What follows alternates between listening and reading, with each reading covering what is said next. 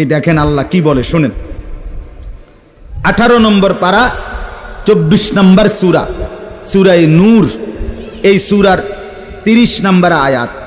আল্লাহ তাআলা বলেন, কুল, হে নবী আপনি বলুন, লিল মুমিনিন, সমস্ত মুমিন পুরুষদেরকে, মানে এই হুকুম কার্যকর শুরু হবে যেই ছেলেটা সাবালক হইছে, যেই মেয়েটা সাবালক হইছে, ওই দিন থেকে 100 কার্যকর। কোন ছেলের উপরে যেদিন গোসল ফরজ হয়েছে, প্রথম যেদিন তার বীর্যপাত হয়েছে, সেদিন থেকেই সে সাবালক, প্রাপ্তবয়স্ক, সেদিন থেকেই সে যুবক, সেদিন থেকে ইসলাম মানা পুরাটা 100 তার উপরে ফরজে আইন।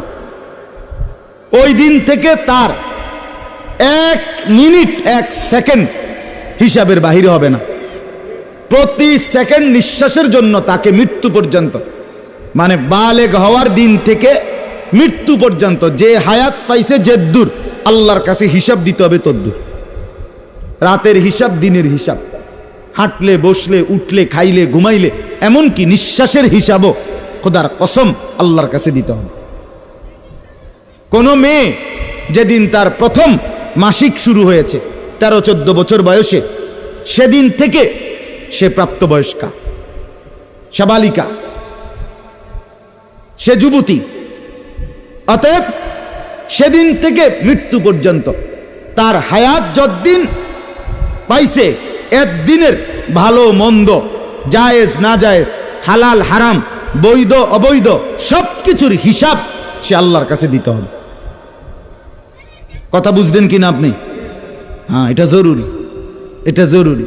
স্বামীর কারণে, শ্বশুরের কারণে, স্ত্রী, মহিলা বলেন আমার স্বামী বাধ্য করছে দেবরের সাথে দেখা করা, স্বামী বাধ্য করছে ভাসুরের লগে দেখা করতে, খোদার কসম স্বামী যদি আসমান ভাঙ্গাও মাথাত ফালায়, তারপরও স্ত্রীর জন্য এই কথা মান্য করা স্বামীর হারাম। আর স্বামী যদি এই হারাম কাজের জন্য বাধ্য করে স্ত্রীকে, এই স্বামী জালেম। এই স্বামী কি বলেন না কেন?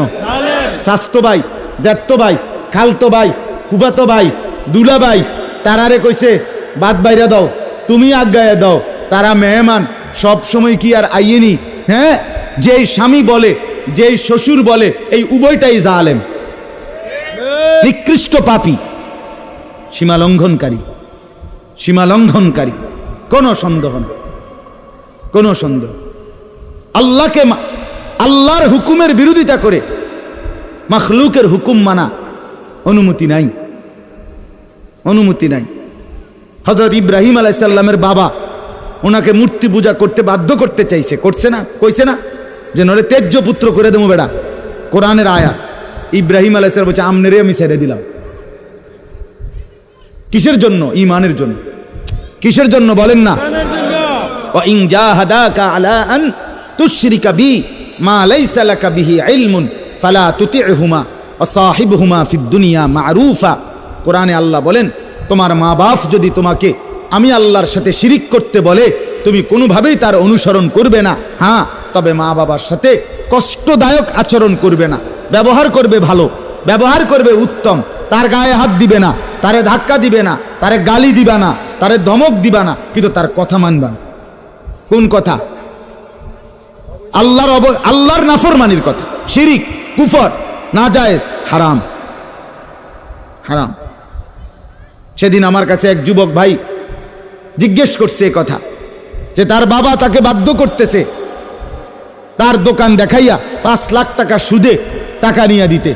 মন নাই? আমি পরিষ্কার আমরা বলছি যে অসম্ভব কথা। তোমার বাপ প্রয়োজনে তোমারে ঘর থেকে বের করে দিবে, দেও। এক তো তুমি তারে গালি দিও না, কিন্তু তুমি তার এই কথা মান্য না। এই কথা মানার অধিকার, যেটা আল্লাহ হারাম করছেন সেটা বাবার কথার কারণে হালাল? আরে বলেন না কেন? যেটা আল্লাহ হারাম করছেন সেটা স্বামীর কথার কারণে হালাল না। না, আমি কিতা করতাম, বেডিতে এই সমস্ত ফাঁকনা কথা কইলে হইতো না। তে বেড়া বাতানে চাইলানে আমি রাইন্দা দেই, এরপরে কিতো বেডি হেতে কইতে পারবো। আরে আলাপ, এসব আলাপ করলে হইতো। ফেরাউনের ঘরে বিবি আসিয়া ফেরাউনের মতো জালেম কাফের তার ঘরে নিজের ঈমান 100 ঠিক রাইখা দেখায় দিছে পৃথিবীবাসীকে যে জমিনে ফেরাউনের চাইতে বড় কাফের কে হবে। আমি তার ঘরে থাইকে ঈমানদার থাকছি, আমি স্ত্রী আসিয়া, আমি জান্নাতি। অতএব পৃথিবীর সবচেয়ে বড় জালেমের ঘরে থাকলেও, পাপীর ঘরে থাকলেও তোমাকে আখেরাত বরবাদ করতে পারবা না। আল্লাহ আমাদের মা বোনদেরকে বুঝার তৌফিক দান করে, আপনাদেরকেও বুঝার তৌফিক দান। নিজের স্ত্রী নিজের কন্যাকে বাজারের পণ্য বানাবেন না। আত্মমর্যাদা বহুত বড় সম্পদ, গায়রত। আপনার স্ত্রী বেপর্দা বাজারে বাজারে ঘুরে, রাস্তার পুরুষ রাক্ষসের মতো তাকাইয়া দেখে, আপনার আত্মসম্মানে লাগে না, আপনি বেগায়রত, আপনি পুরুষ নামের কলঙ্ক। আপনার মেয়ে বেপর্দা হাঁটে, 8-7 কাপড় পরে, টাইট কাপড় পরে, জামা পরে, রঙ্গিলা পাউডার সিয়া সাজ্জা রাস্তার বখাটে দুই পাশে কুত্তার মতো দুই পাশে গুরগুর গুরগুর কইরা পিছনে পিছনে ঘোরে। আমনে বাপ হইয়া জানেন, মেয়ে মা হইয়া দেখছেন, আমনের গায়ে লাগে না, কলিজায় লাগে না, আপনি বেগায়রত, আত্মমর্যাদাহীন পুরুষ আপনি। আমি সেদিন নিজে দেখছি, আমার কলিজা ছিঁড়ে গেছে। আমি নিজে দেখছি, ওই দেবিদ্দার রাস্তা দিয়ে আসতেছি, বাজারের মধ্যে জ্যাম। হঠাৎ আমার নজর জানালা দিয়ে বাহিরে দেখলাম একটা স্কুল পড়ুয়া মেয়েটা আপনার স্বাভাবিকভাবে জড়সড় হয়েই হাইটা যাইতেছে সামনে দিয়ে।